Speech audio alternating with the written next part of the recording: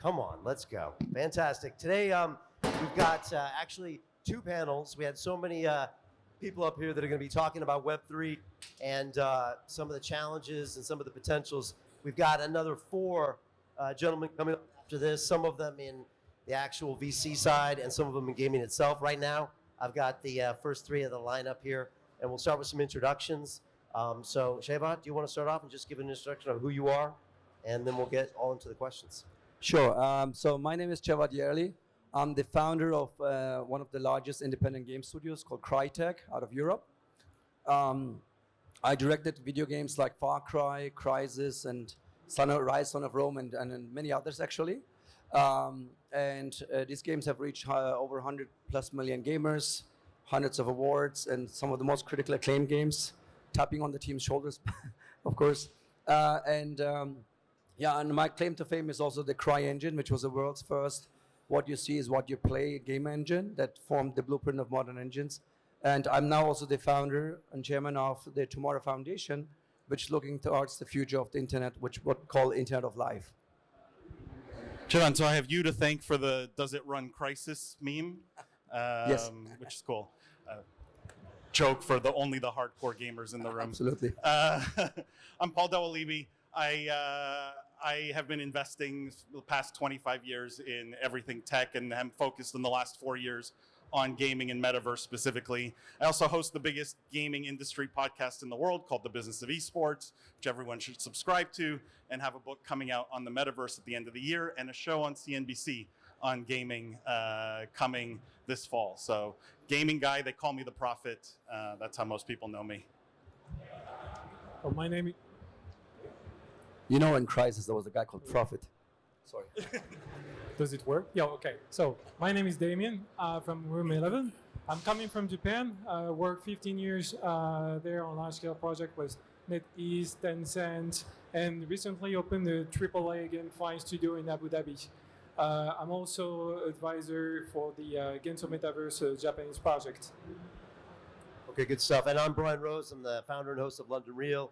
We have long-form conversations with all sorts of different types of people. Last year, we've gone pretty heavy inside the blockchain, and I've been getting an education on gaming from people like Yatsu and people like Sebastian Bourget, and even people like, I think it's Kieran from Illuvium, this kinds of things. We've also made a couple investments in games like Cross the Ages and Fight Legends as well. So let's kick it off with the big elephant in the room and the name of this panel, which is potential and limits of growth. But what do you all believe are biggest challenges right now facing Web3 gaming?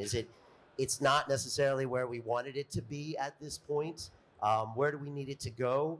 And even from a Web2 perspective, how would you rate it, say 1 to 10 of how we are with Web3? Should I go first? Yeah, you can go. So if you look at investment in Web3 right now, of course there's a multi-billion-dollar market emerging right now, but it has a reputational damage. There was a lot of games who didn't offer really a game, right? The core gameplays are not what traditional game developers would say these are games. So there's a disconnect between what game designers or game developers would call games and what Web3 developers call games. So there's a lot of focus on tokenomics and monetization as opposed to the fun. The number one question when people create games should be, why is it fun? The number two question should be, why is this game fun together with my friends, right? And then the question is, how are you going to make people make money, spend money, or earn money, right? Because there's a disconnect like that, there's a skepticism from traditional game developers. And also gamers, on the other hand, have a skepticism of being potentially ripped off. Further to that, it's all compounded by more complex user experience. When it comes to Web3 games, you have to, the onboarding process and the wallet installation and connecting your wallets with the games, these are all still like early times. And at the same time, you have an absence of it on mobile. And there's a lot of friction in the way of getting to games. And further, like I said, the games are not fun. I mean, Cevat, you sort of stole my answer. My tagline is "The future is fun." So fun is at the core, I think, of everything in gaming. I just have a question. Who here would consider themselves a gamer? Keep your hand up if you play a Web3 game regularly. Okay, so this is kind of the problem. And you sort of hit the nail on the head, which is most of these games are shitty. I mean, they're just bad games. They're just not fun. And the poster child of Web3 gaming, everyone talks about, well, what about Axie Infinity? There's all these players. I mean, Axie Infinity, my podcast has more listeners than Axie Infinity has players, right? Like, we're talking about a tiny drop in the bucket or in the ocean of gaming with maybe 1 million players, and it's doing this, it's not doing this. The fundamental problem is the games aren't fun. I think that's where it sort of starts and ends. And part of the problem is too many people doing Web3 gaming who don't come from the gaming world. They're coming from the crypto world, which I never really understood, because no one plays a game because it's built in C++, right? Like, no one cares what the underlying technologies are if the game's not fun. And so this is the disconnect I have, which is, you know, who are these games really for? Is it just for emerging markets where, you know, if you make 10 cents more a day, it's life-changing? I don't know. Maybe that's the market for them. But I think the reception, at least in the Western world, has not been good because the games aren't good. And, you know, I see probably 50 decks a year of Web3 gaming, develop new studios building Web3 games, and every deck's the same. 10 slides on economics, tokens, one slide on, by the way, we're going to build a game, and then 10 slide on tokens, economics, tokens. And I'm going, wait a second, you glossed over the hard part, right? Like, the tokens are easy, the economics are easy. Everyone has figured out these business models. Making the game is the hard part. So that's where I think the challenges are. I really agree with what you say, because so many marketing people right now are using really clever marketing tactics to raise a lot of money. And they come to me saying, hey, Damien, we raised $10 million. Now we need to make a game. Help. And that should be the opposite, right? So we need to have the game industry people more involved in the process. We need to have the Ubisoft, the Square Enix, the Activision Blizzard trying to make games. But the biggest problem is regulation. And if the securities are not, and really depending on that, then when we have no clarity, we'll probably have Activision Blizzard, the bigger guy, coming and say, okay, now we can spend 20, 50, $60 million on a game, and we know we'll be able to make a lot of money, and then have the SEC behind our back and checking if, what we're doing, securities are not. I love that you used Activision Blizzard because they also haven't really made a good game in the last decade. But as an investor, you can say that, right? You can say that. As an investor, what scares me is you could spend $100 million on a game. You could spend $200 million on a game, and the game could still suck, and no one could play it. I mean, there's the gaming world is littered with these examples because at their core, it's art.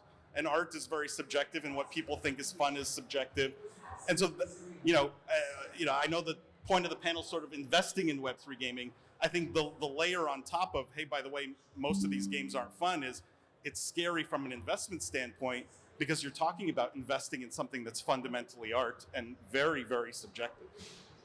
And so, and I do want to get into the SEC potentially regulating NFTs because it's an issue. But Damien, you said to me earlier, and you made a great point, Paul, that it takes at least $50 million to make a AAA game. And then Paul said, but money, you can throw $200 million, it doesn't necessarily make a great game. Damien, I'll start with you because I think you're setting up a studio potentially in Abu Dhabi. I don't know some of the details of that. But then the big question is then, how do you make a great Web3 game? So for us, we're just making a great game. The team we have are executive from Ubisoft. They work also on wargaming, on a lot of really large-scale titles, and they know how to make just a good game. Then using the blockchain technology for us as just a different purpose. For us, it's really more on how we can secure the auction house of the MMO side of the game by using the blockchain technology, on offering a secure environment for the users to trade safely without having the need on relying on, black market exchanges. So for us, it's really on making good games first and use the blockchain technology to protect the users and allow them to trade safely, right? I just want to riff off this though, because I think one of the other challenges is the difficulty in communicating to the 3 billion gamers on the planet. How does Web3 make gaming better? Like, I don't think it's a question that anyone has really, and it's sort of a question I put to everybody. I believe in this future, but how do we articulate to those 3 billion gamers that Web3 makes gaming better? And I'm not convinced at the answers I've got so far. Can I try? Yeah. I may disagree. So Shavat, what are those answers? And how do you think you can make a great Web3 game? First, I think we have to look at technology not for the sake of technology, but like you said, what value does it add, right? And how can it further the game industry? If you look at, as Paul said, there's 3 billion gamers. Today, 3 billion gamers spend about almost 100 billion in digital items in games, right? And these in-games items are illiquid, meaning they're stuck in the walls of each game, right? The future of games is about how you increase social interaction between gamers. And one of the next level of interaction is trade, like trading and owning across games. So if you look at the game industry, 2003, you had 1 billion gamers, and there was $10 billion market size. Today, like 19 years later, the world is with 3 billion gamers and $200 billion market size. And the average spending of the gamer has gone from $10 to about $67, right? And why? Because it went from single player to online connected gaming. Now, if you unlock the closed garden items business in an open format, irrespective from blockchain for now, if you whatever technology you need to do, you have to do this. If you unlock that and bring in interoperable assets, owner like avatars and items that you own, and your digital wallet if you want, but in a very simplified, easy way, and allow this to happen across games, and join a interconnected world of games, which forms the metaverse eventually, which in my definition is the future of the gaming and nothing else. Future of gaming and entertainment, but nothing beyond that because it's escapism. So by the time this happens, 2025, 6, 7, 8 maybe, you're gonna have 5 billion people spending hundreds of billions in digital assets and be able to trade it. Further, if you expand from, if you look at the history of economy, you look at product business, then game as a service, free to play mainly, and now you're looking at what many people call play to earn, right? So if you turn the game experience into an opportunity to make a living, then you turn it from money to a job. So the flood of people that will come into fun games that allow me to make money, yeah, and trade my goods freely is the key to the ultimate success of the game industry. Paul, do you agree or disagree? That the trading of the NFTs across platforms, is that enough to get people there? No. Or the tokens? I mean, look, Or is it never going to happen? It's a beautiful utopia. We're also going to solve world hunger and crime, and like, it's a great fantasy. The reality is, the big AAA publishers own these walled gardens and have zero incentive to open them up, like negative incentive to open them up. And so, unless 3 billion gamers rise up and say, "Hey, I really want to use my weapon skin from Call of Duty and PUBG," they're not going to do anything. There will be no change. And so, like, I don't really buy that future, and I think it's a little bit of a weak use case for Web3. The to earn part to me is, this is the like the bottom of the barrel. This is crypto people, fishing for a solution or a problem for their solution. And the reason is, I actually have a theory that maybe most people disagree with, but that as soon as you introduce to earn economics in a game, it automatically forces the game to be bad, meaning it introduces a construct and boundaries that make it so that you can't make a good game. It's like if I told you, make me a really fun slot machine. Could anyone make me a really fun slot machine that I want to play every single day? No, like, because I limited it to a slot machine, I think you hurt the fun of the game inherently. I disagree, because when you play a game, you spend your time, you pour your soul, You grow your sword to the legendary sword, right? And then you sell the sword to somebody else for like a 10x return. And a kid, a 12-year-old kid, after 2 years of playing, he just made a few $1,000s. Yeah, but I think that's the that's key. not enough to make me come back. And I have the perfect example. I tell a story. I used to play World of Warcraft aggressively, okay? I have tens of thousands of hours in World of Warcraft. Now, there was a mount. It's an animal you can ride in the game. Very rare. It's called the Frost Saber mount, okay? And to get this, you had to do the same quest, which took about 45 minutes to an hour, about 1,200 times over, repeatedly, to get this mount, okay? I'm one of the few people that did this. There's not that many. I'm a psycho like that. But I didn't do it because I was going to own it and sell it. I didn't do it to get an NFT of it. There was nothing driving me other than the fun of the game. And I think that is lost on crypto people, that it can be fun without having to earn something or own something, right? I don't own it or I can't sell it. There's nothing I can do with it. I I think don't you're, mean you're both right, to be honest. To be honest, Because what if you could own something? Doesn't mean you wouldn't have done that. That No, was that 30 weeks of work straight. I mean, there's a rabbit hole here where as soon as they introduced, like, as soon as you started getting gold farming in WoW, it ruined the game, like where you could farm gold and sell it for real money. So, like, there's a rabbit hole here where introducing to earn economics actually did ruin the game. But, I mean, I don't know. Damien, Sorry. tell me, why are they both right? because you have different type of gamers and in different type of situation. So for me, coming from Japan, being a lot of licensing and publishing in Southeast Asia, they live off farming and reselling their minerals to get money and live off that. And exactly the same also in South America, where you have RuneScape, where they farm gold for 20 years almost right now, and they're used to it. So they rely on black market sites on eBay to resell their gold, and they live off that. And then on the other side, in Europe or in North America, there was a time where we could actually buy games, go back to GameStop, resell them, and use that money to buy another game. And now that right is stolen, right, from us. So with Web3, now you have the possibility for, so the people who are used to farm minerals and gold and whatever and live off that, they can do it with Web3.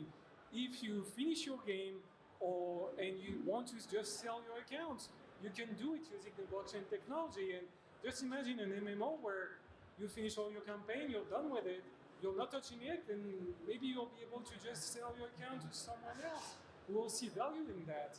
And then in China, you have the VIP treatment where the pay to win. So you want to buy, full-blown, account with all maxed out, and because you want to enjoy yourself and you don't have the time to play. So I think there is a lot of different segments and players around the world. That's why I was saying you're both right. You have a need depending on the users. Shiva, your thoughts? And then I Yeah, want to get Paul's solution to all this. I just look at it very pragmatic. I have 3 kids. Yeah, 2 of them are playing regularly games, and God knows how much money I spend on their accounts, thousands, right? And guess what? When they stop playing the game, that money is gone in a sinkhole, right? And for me, based on my own kid's story and how many parents feel like that, right? And how many gamers feel like that, unlocking that secondary sale free from the walls of the game is the single most important topic that blockchain or other technologies have to resolve. But I agree also with you, Paul, on you cannot do this without the involvement of publishers. There has to be a publisher revenue share model because that's where the game comes from. They have to be included in this. Yeah, without their buy-in, there will be a lot of politics going on, a lot of closing the walls, right? They will do whatever it takes to protect their bread and butter. So these open platforms have to be sure that they are respecting the creator, respecting the gamer who built the item, and then let it be shared with a proper revenue share model. A bit like what happens in OpenSea today. When you are, as an artist, put up an NFT, and that gets sold again and again and again, you're part of the equation, you're part of the revenue share. something like that in a more secure, less scammy, less today's crypto style play to earns. Because I agree, today's crypto play to earn are horrible. It's crime almost, right? So you have to do it right. You have to make it fun. And the only fun games you can see today is in the traditional game industry. Their production values are higher because of investments. Their production value is higher because of expertise, like, and true passion to build gameplay first and not money first, right? So if these things come together in a nice way, I'm optimistic there will be a future of the game industry, which we call metaverse, which will unlock these economics and grow further. How far? Possible. Yeah, I'm curious how far away you think we are from a Web3 game with 20 million players. 5 years. I mean, the analogy with your kids I thought was an interesting one, right? Where you've spent all this money and now you have nothing out of it. But my counterpoint is when you go to a restaurant, right? You spend all this money and then you walk away and then, I mean, you literally shit out what you spent on. You leave with nothing of value, right? And I think I'm going to But get to shit is not assets, right? I'm going to get to the point because you get nothing at the end other than the experience of that dinner. The dinner and the experience has to be great, right? If You'll the get chef, an NFT with your receipt at the end. but if the chef was lazy, right, he would send you home with a painting of the dinner, and now you feel like, well, if the dinner was no good, at least I got the painting, right? And so, like, I feel like not getting something, not earning anything, forced people to make great experiences. Without that, you sort of can lean on well, you're getting something. So it doesn't really matter if the experience was no good or if the game loop was no fun. But is there no future gaming experience where you can also have an NFT or there can't be a token alongside of it whatsoever?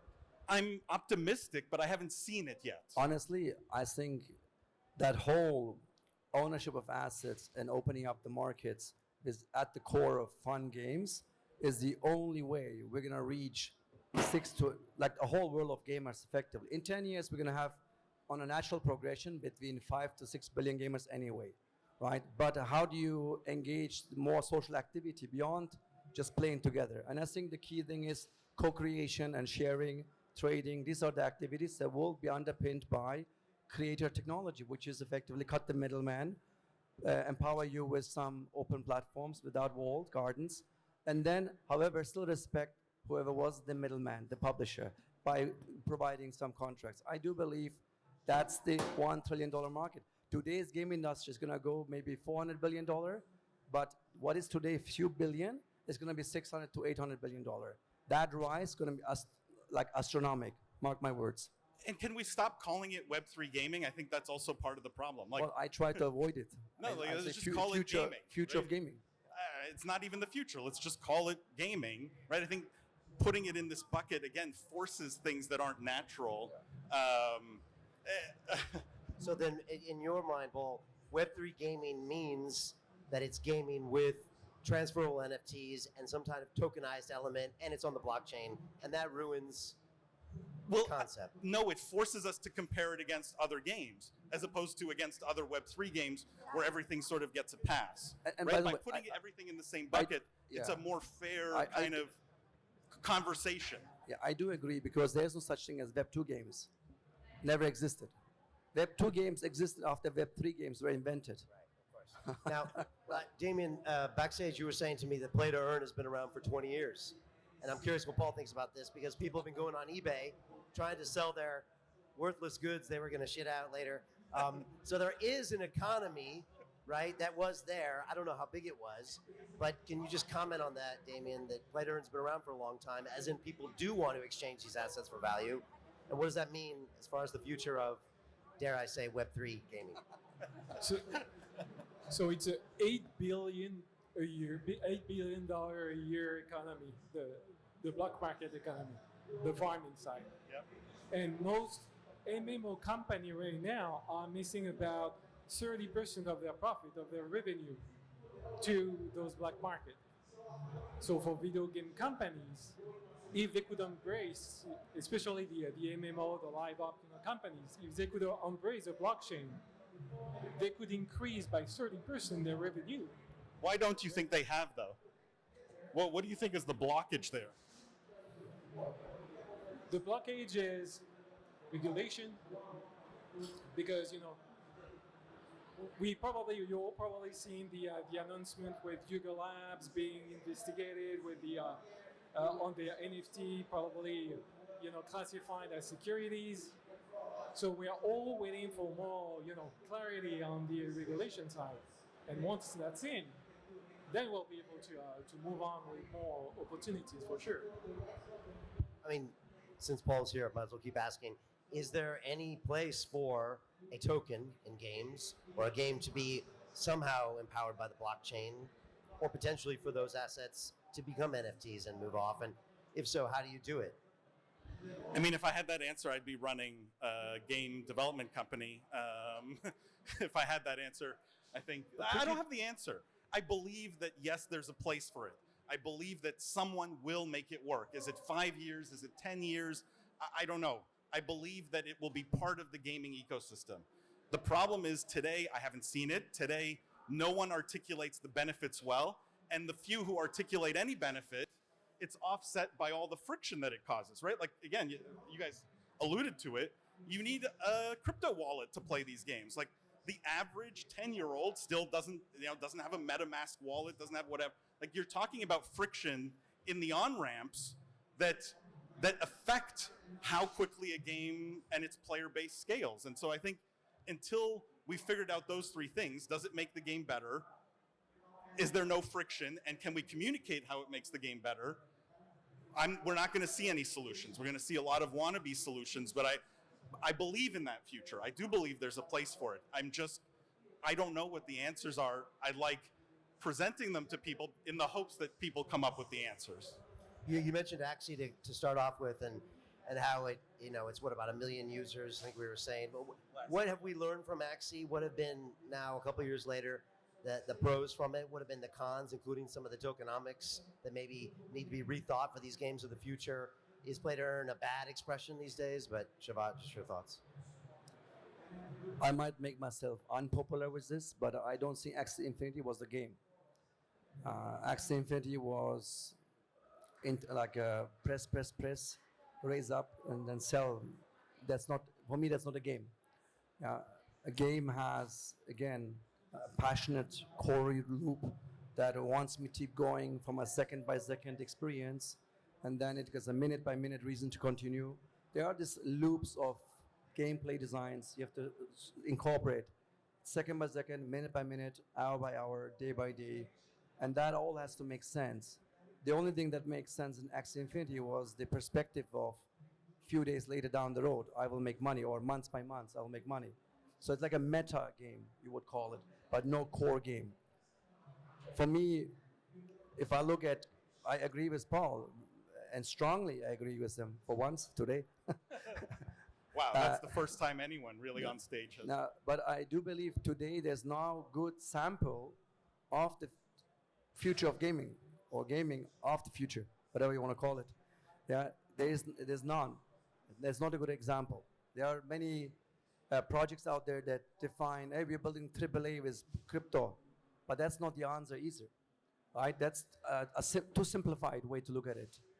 You have to take the technology for a true benefit, and that benefit has to make sure that whoever plays the game has fun, yeah, and can build assets that he can transfer. I do believe that's the core of it. And then I also believe that your time is spent, which you also accompany with cash, you also pay besides your time, right? That time, if somebody's willing to pay for your character out of the game world wall, let's say you spend like 6 years on a character to develop it, and you have all kinds of stats. You can do that already in many MMORPGs, but like in an unofficial way almost, right? But not like I cannot sell this to you, and you can play a racing game with that today. Yeah, and that interoperability has its massive challenges by itself, but that's the holy grail. You have to make those standards. You have to make APIs that connect between different games. There are technical challenges. The friction to onboard is probably the most important one. Not just the average 10-year-old kid. The average 35-year-old gamer doesn't understand how to set up wallets. Yeah, the average age of a gamer today is 35, right? He wouldn't understand how to do this today. So we have to solve the authentication process and the login processes, make it as natural as possible, and make sure that the game is fun, and then use technology for something great or value. And I just want to add, because I know there's a lot of crypto people here. I think a big part of the problem is how crypto people treat or look at gamers, right? And a big part of what I hear is, and I've heard this now multiple times, right? There's a game that comes out, Web3 game, you earn NFTs. Gamers sort of rebel, they don't want to play it, they don't care about the NFTs. And the crypto people inevitably do this. Well, you guys don't get it. You just don't get it. I mean, this is not a solution, right? Like, the overlap, 56% of gamers, we actually commissioned the study, 56% of gamers would give up their traditional bank account for a crypto wallet. So you're talking about the most lucrative, most target-rich audience for crypto anything, and yet crypto people are failing more than any other group at reaching gamers, like failing more miserably at speaking to gamers. And so I think part of it, the challenge, if we're keeping on the theme here, is that how we speak to gamers, how we embrace those communities, how we get into it's a culture in and of itself, and understanding that and not just assuming that they don't get it because they don't want your NFT is, I think, a week out. I appreciate that. Damien, your thoughts on Axie and anything we just mentioned there? I think the biggest problem, and I'm a crypto investor too, but also coming from the video game industry, so I can see, understand both sides of it. It takes time to make a game. I mean, even a small game will take 2 years. An MMO game will take 5 years to develop. So now you see, a new project is announced. I'm going to buy the token. And you expect the game to be released within 6 months. So you see the token price plunge like 90% because you're scared because you don't see any announcement from the team. It's like, oh, that project is dead. I'm selling the token and project is dead. And people don't realize that the game will be out in 3 years. Or 5 years. It takes time to.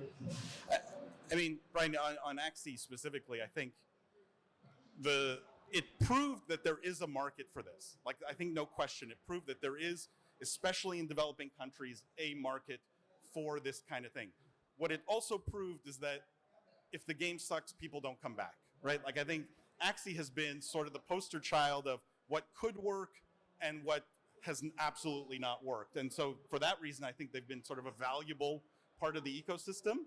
I don't think they will survive the next 10 years, but I think they have sort of, being first is hard, and I think they have sort of proven at least a couple of things in terms of what works and what doesn't. Yeah, we learned a piece of information we didn't know before, but it doesn't mean that's the future of gaming. That's kind of what you're saying. I'm going to bring up the money guys, the capital guys next, but I wanted to get each one of your final thoughts on this. Obviously, this is kind of talking about limitations on growth, but just final thoughts, starting with you. What part? Just final thoughts on Web3, just any final thoughts you want to give. I mean, I look at the future of the gaming industry, and gaming is digital manifestation of what we are. We are playful people. We are playful by nature. And as long as whatever technology, call it Web3 or blockchain or other technologies, support our playful nature and unlock the locked values right now, I do believe the future of gaming is bright. The investment opportunity is massive, in fact. I do believe we're looking at trillions of dollars down the line, and an average user spending of hundreds of dollars per year, compounded by the fact that also people will make money as well. In whatever forms. It could be a job, it could be asset sales, it could be creation and open marketplaces, all kinds of ways. But that's the key. But it has to speak to our playful nature. It has to be to speak to our DNA. As long as that's taken, the industry has been going all the way up since the beginning of gaming, and it's going to keep towards a world that there will be a world of 6 to 9 billion people playing games. And the average age will be 40. You will have a 1-year-old touchscreen all the way to grandpa playing games. That's going to be the future. Like it or not, it's a trend. Paul. Final thoughts. I think Web3 has will play an important part in the gaming ecosystem. I think it will be an important layer. It'll be part of the business models over the next 10, 20 years. But I want to reframe the conversation always. Web3 is not the future of gaming. It is not. Gaming is the future of entertainment and fun. Gaming, this revolution has already happened. Gaming is the revolution. Web3 in gaming is not the revolution. And so I think that I always try and reframe the conversation and focus on the games and on the fun because I think that's the future piece that we all need to be thinking about. I agree with you both. You know? Yeah. So, video game business is a 200 billion a year, industry. And when free-to-play game arrived, with the mobile era, everybody say free-to-play game will never work. It's not going to stay. Nobody will play free-to-play game on mobile. And now mobile game are 57% of the market share. And I really believe that Web3 will just take a big chunk of it. They will not dominate, but they will definitely take a big chunk of it. So Web3 is here to stay. Gentlemen, thank you. I love a good heated discussion. So I hope everybody got a lot from that. Please give it up for the panel. Thank you Appreciate so much. Guys. Thank you. And we're going to bring up the money guys here next. So if you guys could come on in, we're going to continue this discussion on Web3 gaming. Don't go anywhere.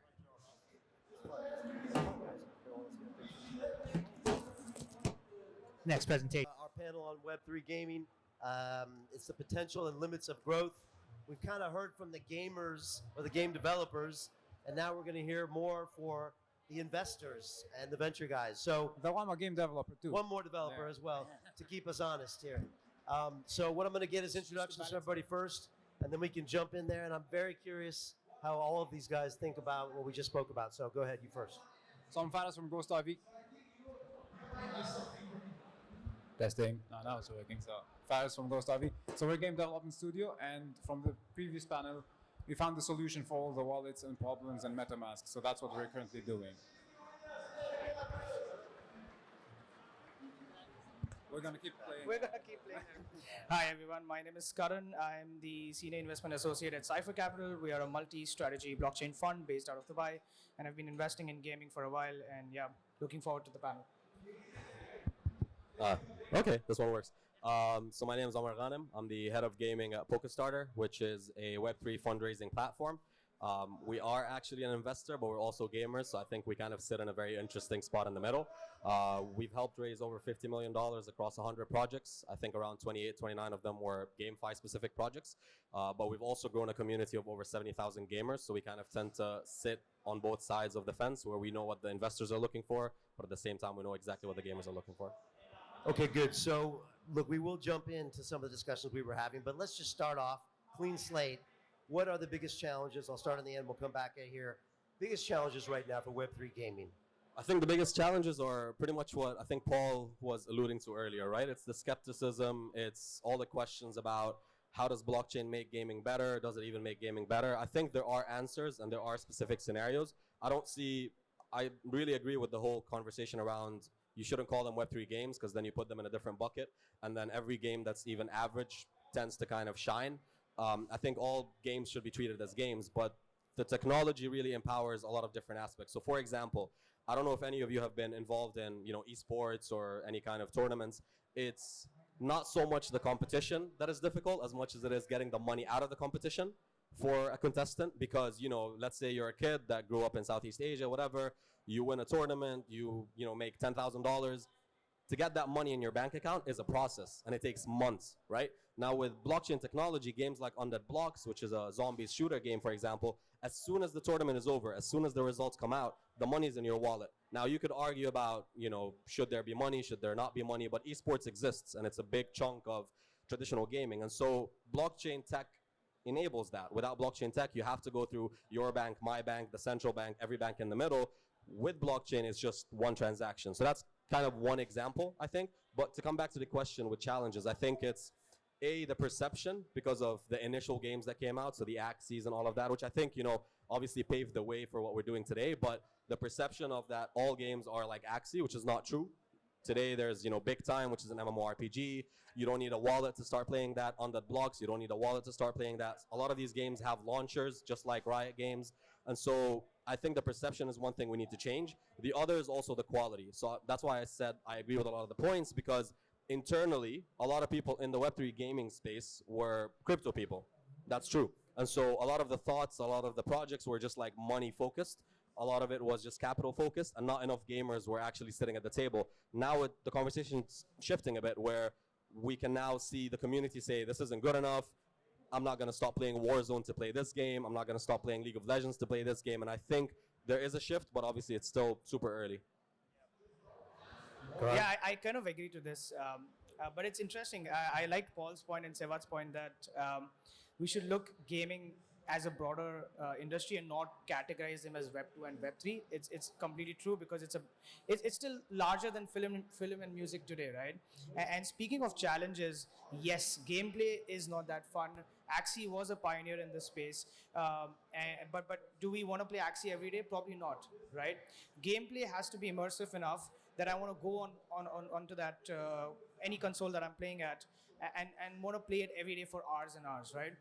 And what we've seen this previously as well. If the gameplay is fun, gamers find ways to make it even more fun. Like I remember my days when I used to play GTA 5. Rockstar built this, and of course it's an open world. You can do a lot of missions and everything, but there's this secret element in GTA 5 which is cheat codes, right?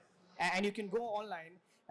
Even if you don't know about it, you can search it online and find these cheat codes and activate those codes, and the game becomes even more fun, right? So I think if the gameplay is fun enough, people or gamers find even more ways to either make it more fun or create content on it and distribute it all together. So definitely that's one of the challenges with gameplay. The second thing is, I think over the years when you see gaming or Web3 gaming right now, yes, wallet infrastructure or how we interact with onboarding for users is not that fun, right? Just how things started with gaming initially with MetaMask, right? MetaMask has 30 million users today, right? And consensus claims to make around 200 million of MetaMask swaps and all the products that they have. But still, MetaMask, when you install a MetaMask on Chrome versus mobile, they are different, right? Whenever you go ahead and buy something, even if you buy a gaming token, you need to go ahead and import that token to your MetaMask wallet. Seriously, you guys make 200 million of this wallet and you're not able to solve such a basic problem that you know that I'm going to buy such a token and you can just show it on my wallet. And what's even funnier is that the desktop wallet is not exactly similar to your mobile wallet. That means if you have a MetaMask on your desktop and say now you go and install that MetaMask wallet on your mobile, and obviously you're putting your seed phrase, you're importing your wallet, so MetaMask should know what you have in your wallet. Still, it doesn't recognize all the tokens and you have to import everything one by one. So what I think is that, that was the time probably in 2017, 2018, right? And now, of course, there are some interesting wallets. Of course, Omar, you guys looked at Wombat, which is an interesting centralized wallet, but helps onboard users much more quicker. So that is also still a challenge, right? Wombat as a centralized wallet is still got around 300K users, versus MetaMask being a massive market or massive wallet in the space, but still a bit early there. So that's one thing. And I think the third challenge that I feel that is chains need to adapt as well. It's more on the blockchain side. So chains love games, right? Because it brings in a lot of transaction volume. I mean, there was a time where Krabada, which is like a similar game like Axie that launched on Avalanche last year, was accounting to around 30% of Avalanche's protocol fee, which is like roughly $600,000 a day. That's crazy. Like one game contributing 30% to the entire network fee is massive. And what that did was that basically increased the cost for all the other services on Avalanche, like the DEXs and the transfer fee, and it created a surge, and it was some sort congested as well. So I think blockchains need to adapt as well. They understand and they love gaming. They want to welcome gaming. I mean, the first thing, if you speak to any chain or any of the head of the BD of a chain, they're like, oh, we love gaming. We want gaming to be on our, we want to be the core gaming chain. But then are they trying to solve it? Probably not. So So there has to be solutions on that side as well. How do we make gaming more welcoming to chains? Yeah. And I think basically what we're talking about is MetaMask and the over financialization of games, right? And that's the actual problem right here. Like we as gamers, we just want to plug in and play. I don't care about MetaMask or gas fees or all of that stuff here and there. So those two problems are actually the good ideas to start where we find the solutions. And the main problem in Web3 gaming, as we call it, is we're just or forgetting the whole idea about games for being fun, and we're just looking at blockchains, gas fees, tokens, play to earn. I mean, you can add all those things, make a fun game, enjoy it, and then you can push on it. Like imagine Warzone with some NFTs on it. You can get your skins on it. So when you're in the lobby, you're the only one with that skin. That's the idea here. That's what we need to develop, like a good game, then just add blockchain on. Blockchain is already developed, so that's no problem. I think we go mainstream once we stop calling them NFTs and Exactly, tokens. 100%. Once you actually call them what they are, which is skins, items, Emotes, equipment, enjoy, exactly. yeah. Because going back to your point about Warzone, I mean, this is we talk about decentralization a lot. I don't think people genuinely understand what we're trying to get to in gaming with decentralization. So let me go back to the Warzone, conversation. So Warzone announced that nothing will transfer into Warzone 2 except your Call of Duty points, right? So all the skins that you ever had in Warzone 1 will not transfer. Now, just flip that conversation and say, hypothetically, they were all NFTs. You could, in theory, I'm not saying you should, but you could, in theory, then migrate all the skins into the next game. And that won't necessarily harm anyone except potentially Activision, because they'll sell less skins. I mean, there are so many different conversations about decentralization, and I don't like the ownership argument because everyone says no one cares if you own something that's worth nothing, blah, blah, blah, blah, blah. But realistically speaking, I'm a gamer. I've played, 10,000 plus hours of Counter-Strike. If Steam shuts down at any moment in time, there's no proof of me playing 10,000 hours in Counter-Strike, right? But we all as gamers love it. Like Exactly. show 10,000 hours, like, oh, look at me. Exactly. So now what if I had a soulbound NFT that was in my wallet that if Steam dies, if Counter-Strike dies, I could always still showcase that I spent 10,000 hours. I don't care about the money. Don't give me any money for 10,000 hours, but I've spent 10,000 hours. And the nostalgia, that feeling, like you said, the showing off who I am. I'm platinum in League of Legends. I spent 10,000 hours in Counter-Strike. Like, that is what gamers care about. And that's what we're trying to essentially pave the way for. It is still a social brag, right? Everyone cares about the social brag element. Playing 10,000 hours on a game, yeah, definitely there's a lot of value behind it. But would you trade something like that? I mean, exactly. No, I wouldn't. So that's why I'm saying soulbound NFTs, like just let it sit in my wallet. I never want to sell it, but I always want to brag, regardless of whether or not Steam exists or Counter-Strike exists or whatever, right? Like, I think that switch of, I think you asked it earlier, like, if you could, wouldn't you? It's not so much about should you, it's just if you could, wouldn't you? I'll go to another conversation. I don't want to spend too much time on this, but FIFA, for example, I've played every single FIFA since maybe 2003. Every single Ultimate Team, I try my best to get, a Ronaldo or a Messi or a Mbappe or whatever. And as soon as the next game comes out, it's worth nothing. What if I could then sell that card, take my coins, move to the next game? It's not that I'm asking you to give me cash back, but I'm just asking you to reward me essentially for how much effort I put into the game. I think that's the tiny kind of difference between the conversations we're all having today. I agree 100%. It should not be Web3 games. It should not be to earn, but there should be a sense of reward and empowering the players to do whatever it is they want to do. I mean, you're basically giving power back to the players. That's And it helps you track the life cycle of a gamer as well. If you allow that player to transfer his assets from, say, FIFA 06 to FIFA 07, man, that loyalty will increase tremendously. Right? But the Web 2 game, they're not going to do this, right? It's not in their interest to do it. The Web 3s don't have the games that people want to play, but they have all the technology to empower the user. I think it was Damien that said you need at least $50 million to create a AAA game. Well, first of all, do you guys agree with that? And can you scare up that kind of funding in this market to create a game? And then if you can't create a fun game, is this a moot conversation? Because it's trying to get YouTube, which is a platform I use a lot, to give me the data of my customers, and they just won't, no matter how much I talk about blockchain. Yeah, I don't like sorry, you want to go ahead? Okay, I don't like the AAA conversation because I feel like it gets thrown around. Every single pitch deck we see is AAA, first AAA, AAA this, AAA that. AAA just alludes to you spending a lot of money on marketing and budgets and development, etc. I think high quality games definitely don't need $50 million. It needs a lot of time, so I agree with that.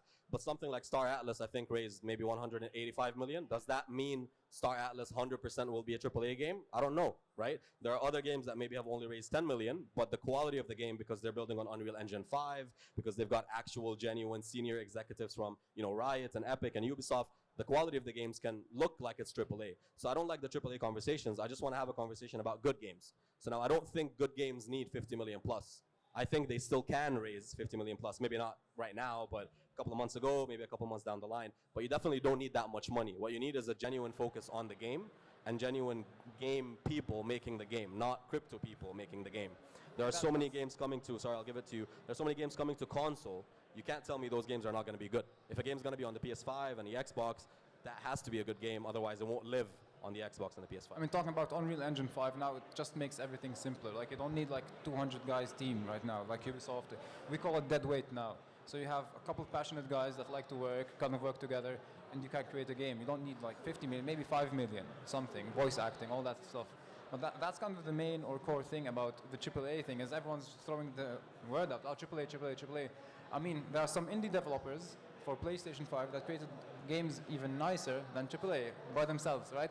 So it's passion, it's your interest in it, and your team. If you work all together as well as anything, just gonna grow and grow and grow and make awesome things.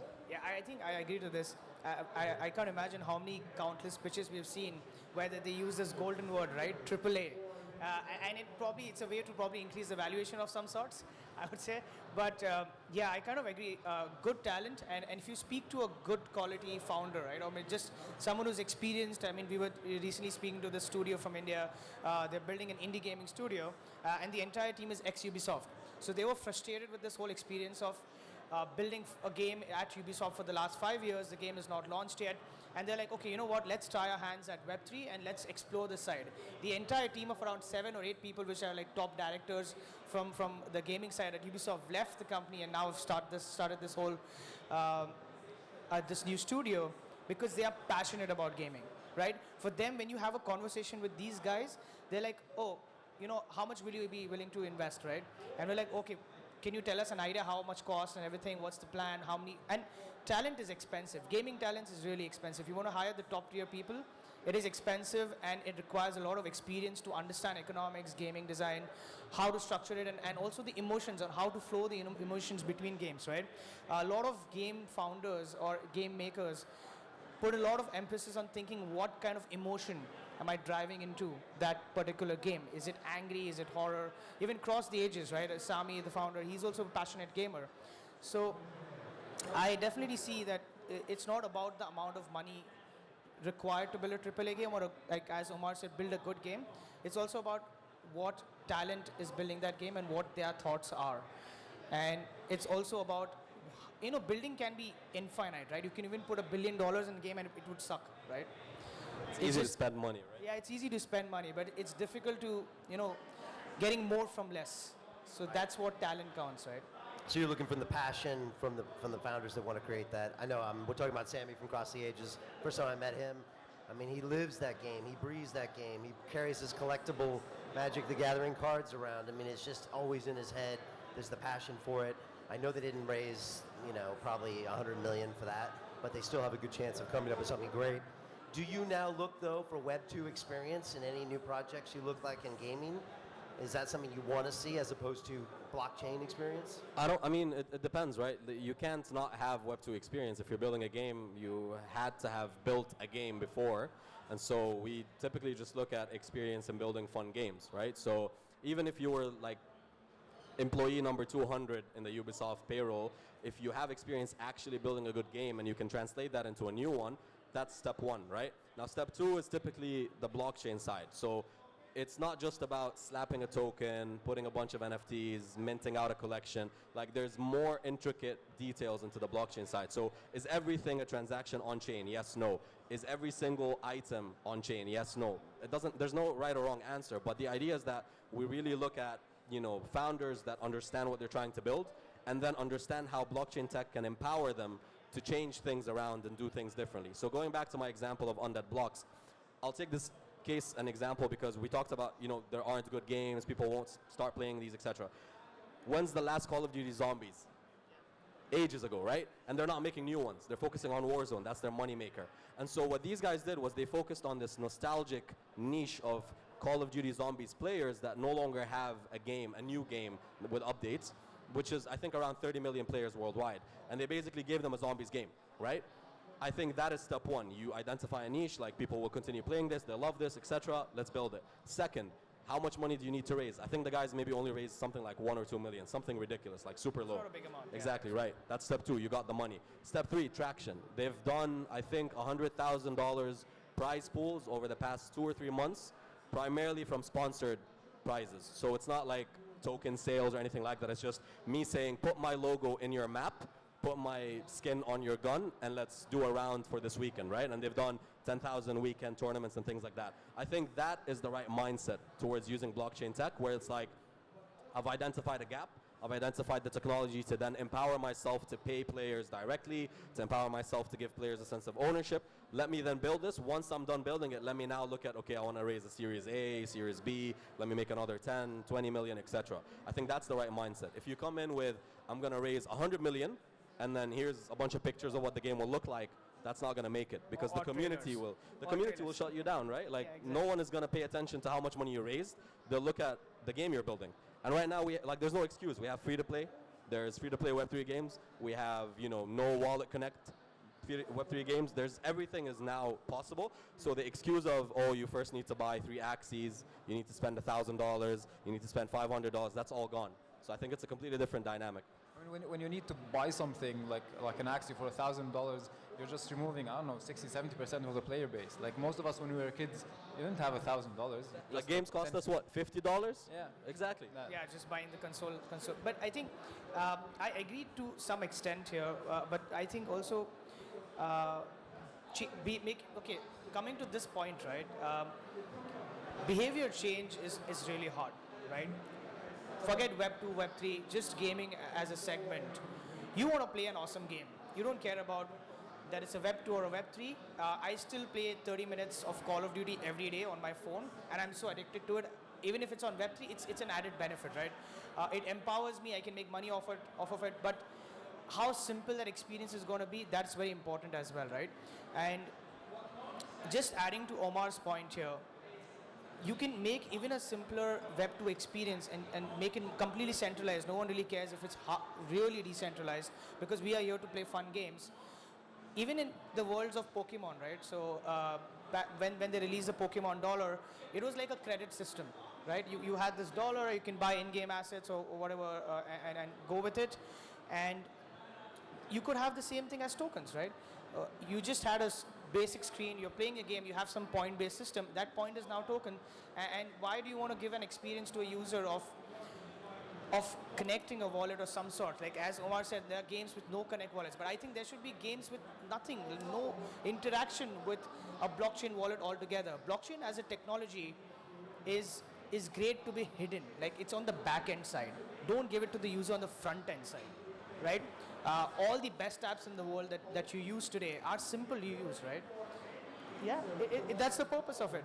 It's simple to use. All the magic happens on the tech side, on the back end. That's the real UI UX benefit with it, right? And that's why I get pretty irritated with the MetaMask example, because gamers are so dependent, at least on the initial phases of adoption, that they have to use MetaMask because that's a DEX or a decentralized wallet that you can use. But yeah, coming back to this whole question on centralized and how gaming should be looked at, I think in general, either a 2.5 experience, and I have a great example there, or maybe a 2.0 experience. Just go back to Web 2 style of doing things. If you look at adoption, right, let's not look at on a gaming side, let's take a lifestyle example, right? STEPN, everyone has heard of STEPN, the move to earn kind of a app. STEPN has a 2.5 experience, right? You can buy the GST tokens on Binance and send it to your app, your STEPN app, and everything else is inside the app. You don't need to go and connect to the exchange. You don't need to do anything else. Even you can swap inside the app itself. But if you look at, that is a 2.5 experience, and they've summed around 3 million gamers or users, whatever you want to call it. And if you look at a Web 2 experience converting into Web 3 but not telling you it's Web 3 is again a similar app in that space called Sweatcoin, which just launched probably a month ago. And I had a chat with the founder, and he had this great answer to the things on how to get adoption. He's like, until unless I don't give a Web 2 experience, I'm not going to get the adoption. And it's true. Today, when you look back, STEPN had 3 million user base at the peak, and Sweatcoin before the launch itself, because they were enabling everyone to log in and create a wallet through Gmail accounts. You could just press a button, log in, and boom, your wallet is created, because they don't, confuse you with these jargons like NFTs or you need to buy this shoe. They don't confuse. It's just basic, plain and simple. And they saw around 15 to 20 million wallets being created in like 3 months' time. That is adoption. That's the way to scale it up. It should be game first again, right? You don't Yeah, care yeah. about tokens. I don't care about anything. Yeah, They just exactly. said about C++, Unity, Unreal, Crytek. No one really cares, right? Just game first, and then if it's possible, if there's a use case for blockchain, you can add it in.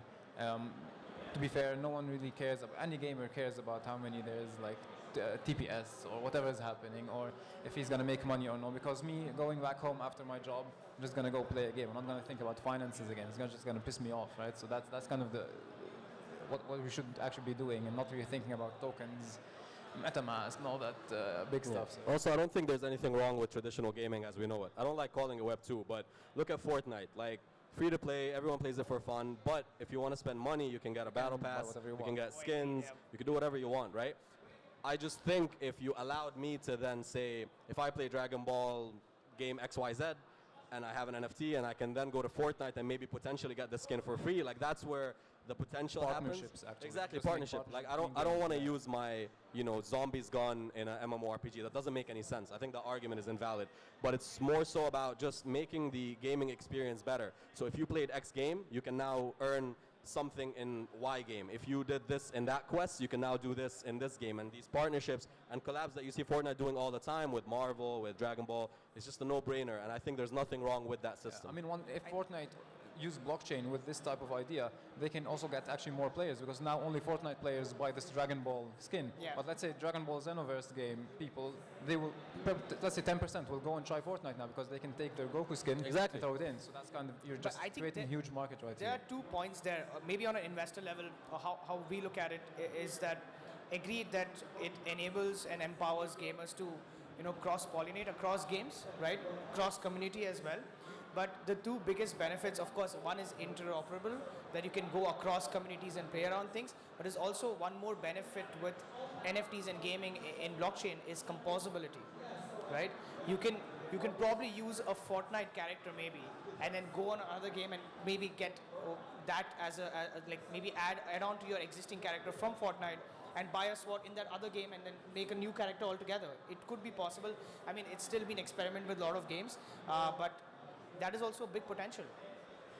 Let me ask a question about regulation, because it looks like the SEC is looking at the Bored Ape NFTs and potentially considering them securities, which might mean that every time you mint one or create one or transfer one, you're transferring a security, which might shut down Web3 gaming as we know it. Just thoughts on that, just going down the line. Does it affect you, your investments, anything? I mean, because now we're in Dubai, I think one of the first places to start game development studios and those things is here, because the regulations will be kind of clear and you can use them here and there. But again, to the SEC, I think with Bored Apes is because it's too huge and it's just being bought and sold, right? But if you're having a game NFT, you actually, same thing as microtransactions. So in Europe, that's kind of problematic, but in the US, Asia, and Middle East, it's kind of okay.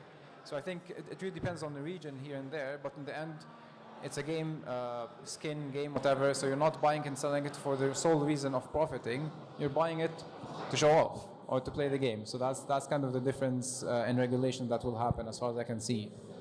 But also, like, when you look at gamers or game publishers in the US that are building blockchain games, they try to shy away from saying NFTs, or they try to shy away from saying, oh, this is an asset. They call it collectibles, right? It's a great way to cover that topic out.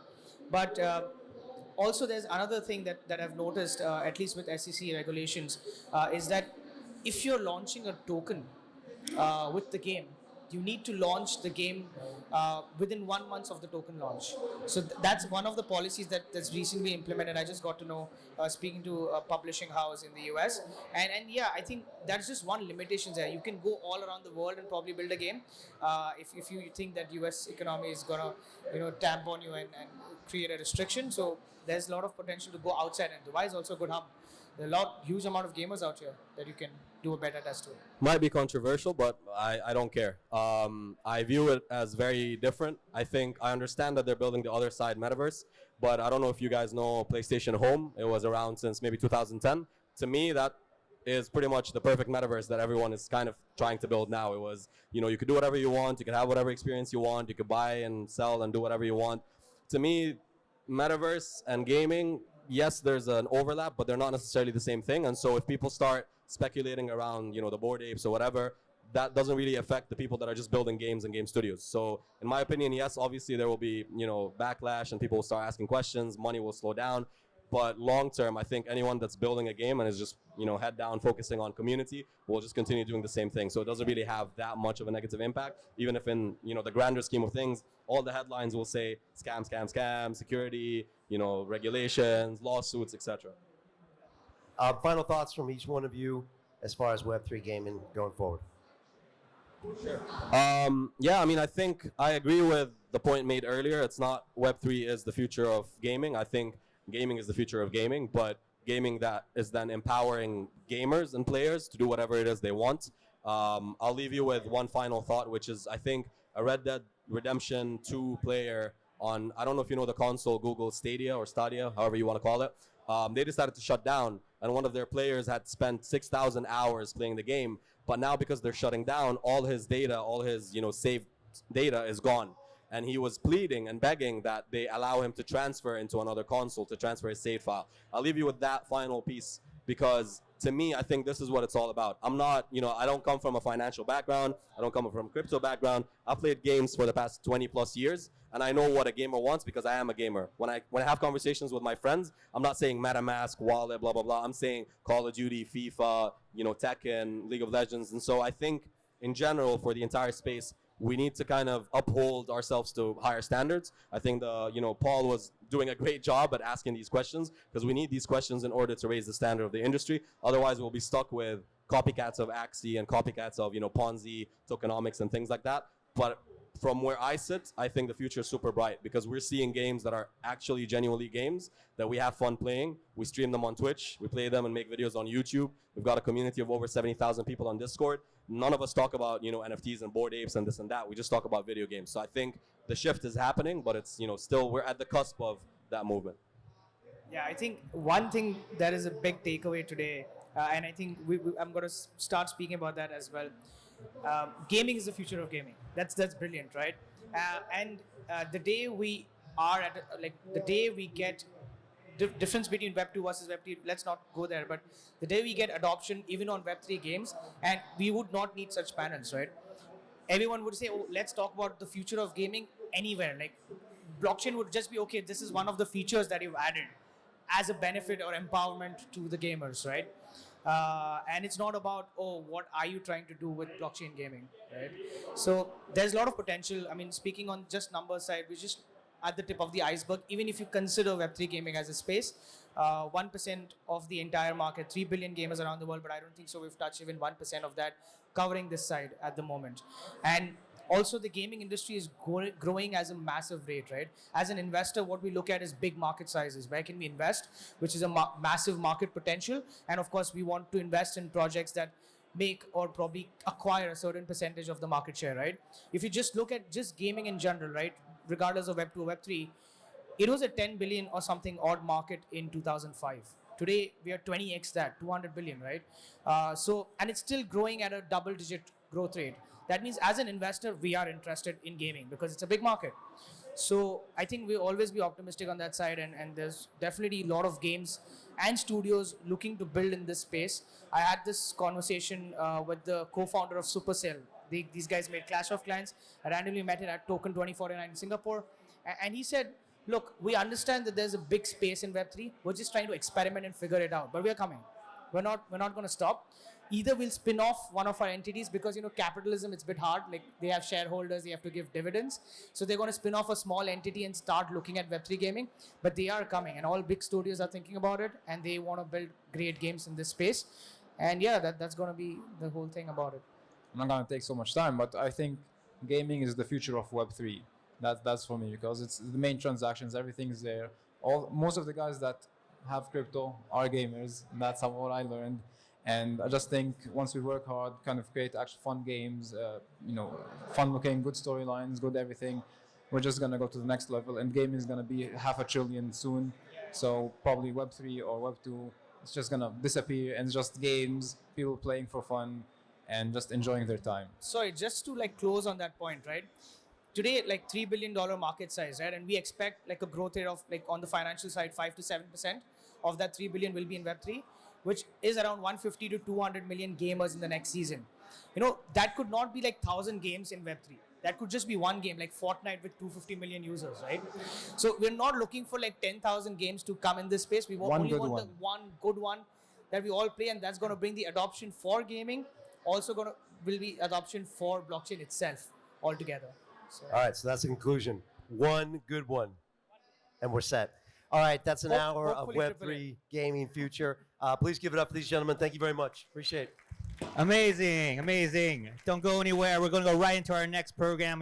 The next panel will be the evolution of blockchain gaming taking play and on to masses. In this panel, we will try to answer how the medieval empires team are playing their part through ethical and environmentally conscious blockchain selection, taking blockchain gaming mainstream through immersive gameplay, adapting the play to earn and play and own models. This panel is especially important for me because I have a son of 14 years old and he plays games all the time and try to take him out of the screen, but he never comes. So I want to understand what our friends are doing in this gaming. The second thing, in Turkey, maybe you don't know, but the first unicorn was a gaming company. Peak Games was valued for $1.8 billion in 2020. And finally, one of our famous Turkish actors will be with us. So now I'd like to invite my panelists.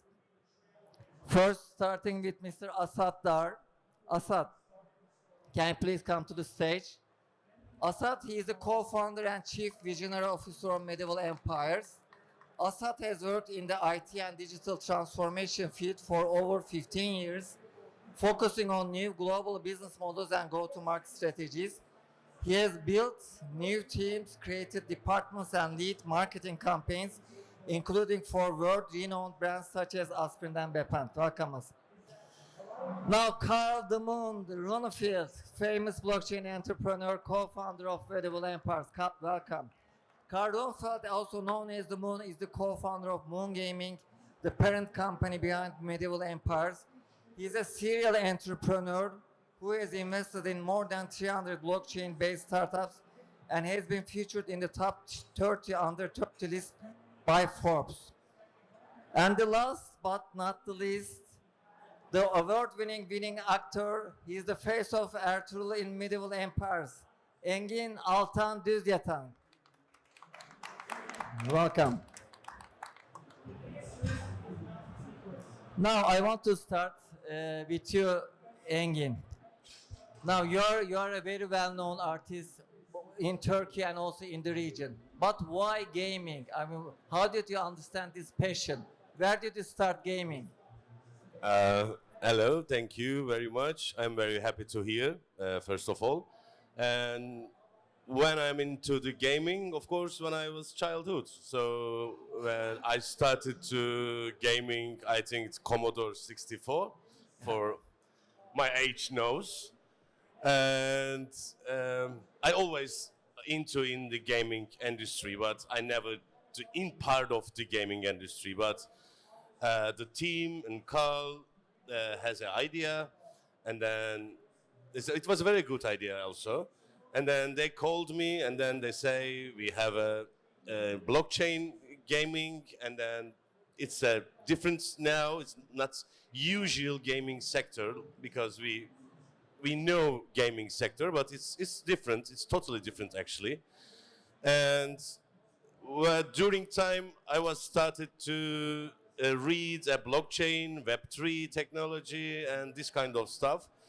And so I knew the new technology, and then I knew that this is a future, and then I interested in. So they told me, and then they actually I'm very interested in.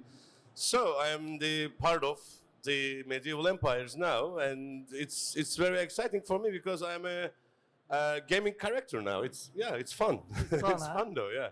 And you said it's future. Yes, if we look around and if you look around the crowd, we can see it's the future. Everybody is interested. So, Carl, I want to ask you, three different nationalities. How did you come this together, and how did this idea came true?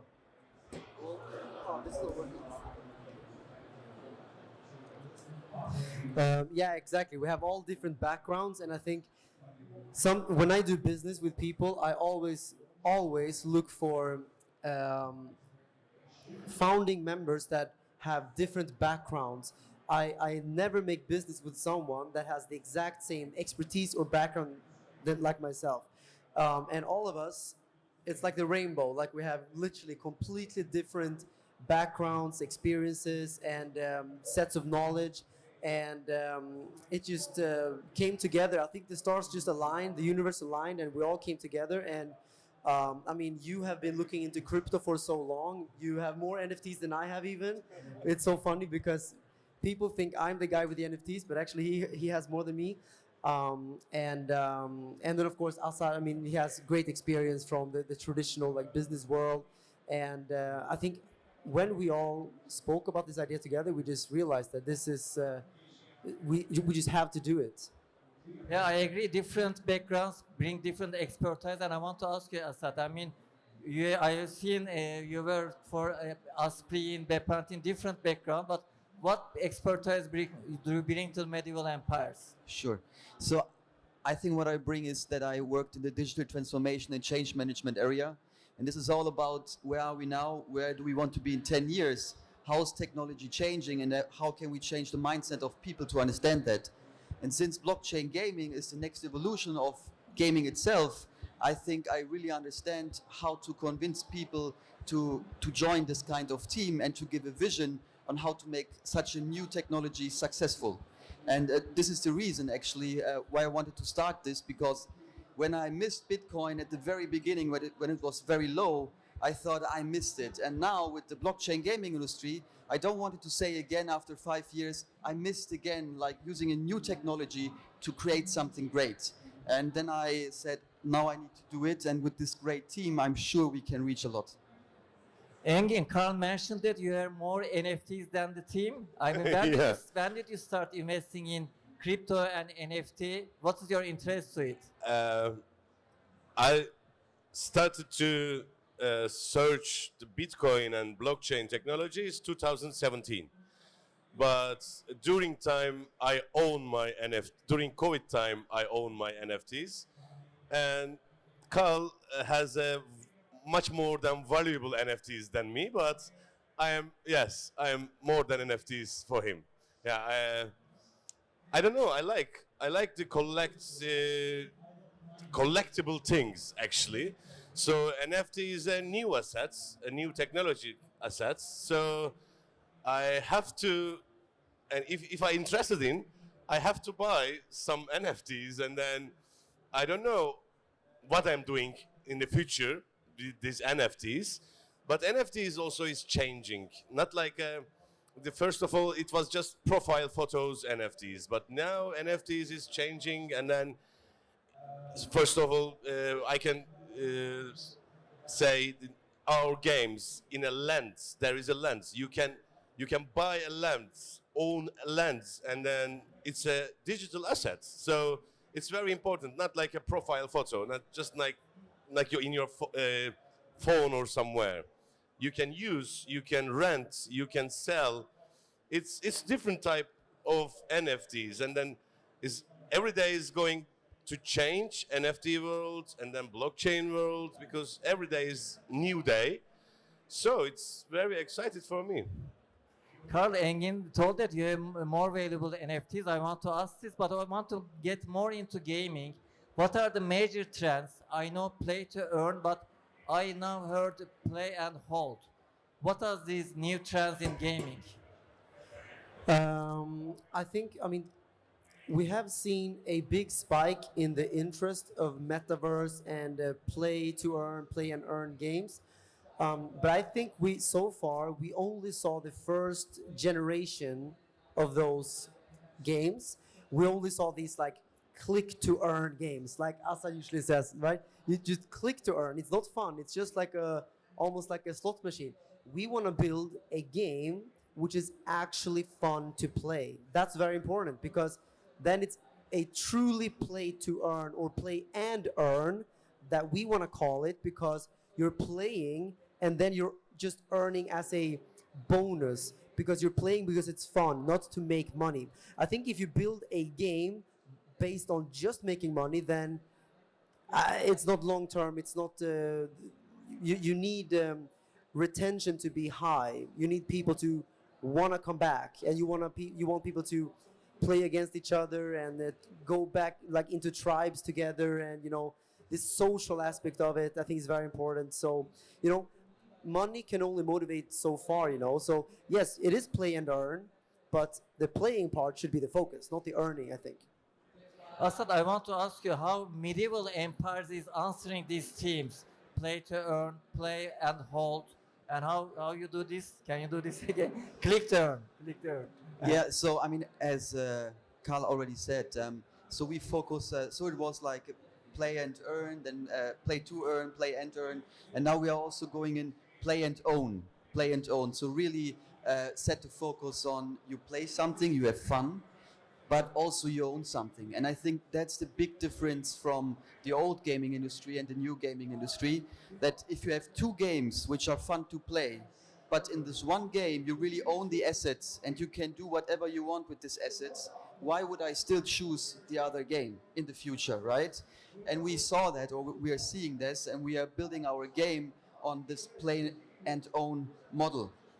And what we try to do is to build a frictionless gaming experience, because now with a lot of blockchain games you need to connect your own wallet.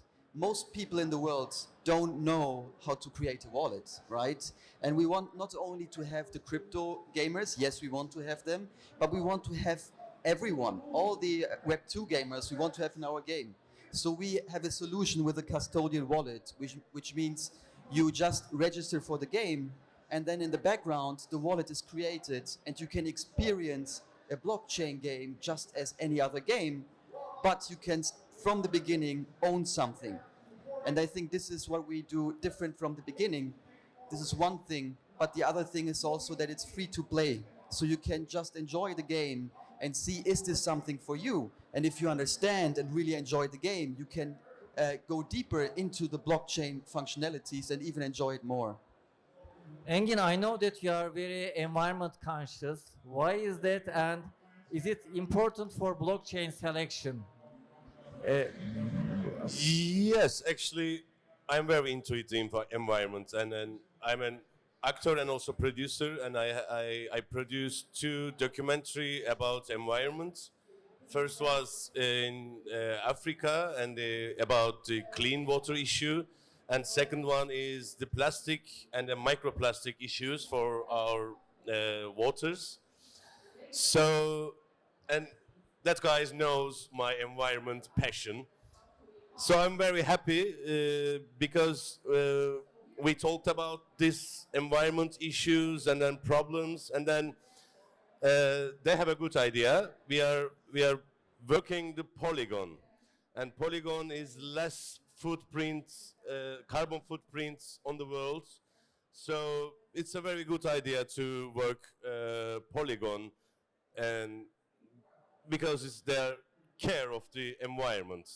It's very important, I think, because we need to do that. Every day is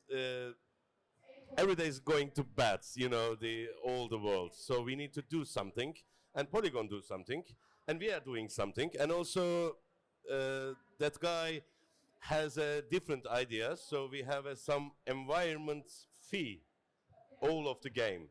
So it's very important for me too. So I'm very happy to work that amazing guys. Yeah, cool. Carl, you want to add something on it? Why is blockchain selection is important according to you? And maybe you can comment a little bit about crypto market. Everybody's curious. Is the bear market is going to finish or not? Yeah, so everyone always asks me if Bitcoin is gonna go up or down or sideways or backwards, it's you know it always is based on conditions. There are certain resistance levels and support levels, and no one can know for sure where Bitcoin is going in the next few months. But I think we have already seen the worst part of the bear market. I think that the next few months are going to start turning more and more bullish or sideways. It's only so much lower we can go now. I think we've already exhausted a lot of the bearish price action. So I think that very soon we're going to see a big reversal, and the next bull market is just around the corner. It's always like that for Bitcoin. I remember back in 2019, 20, when Bitcoin was going really down, and people told me to stop wasting my time on crypto. It's going to go to zero and blah, blah, blah.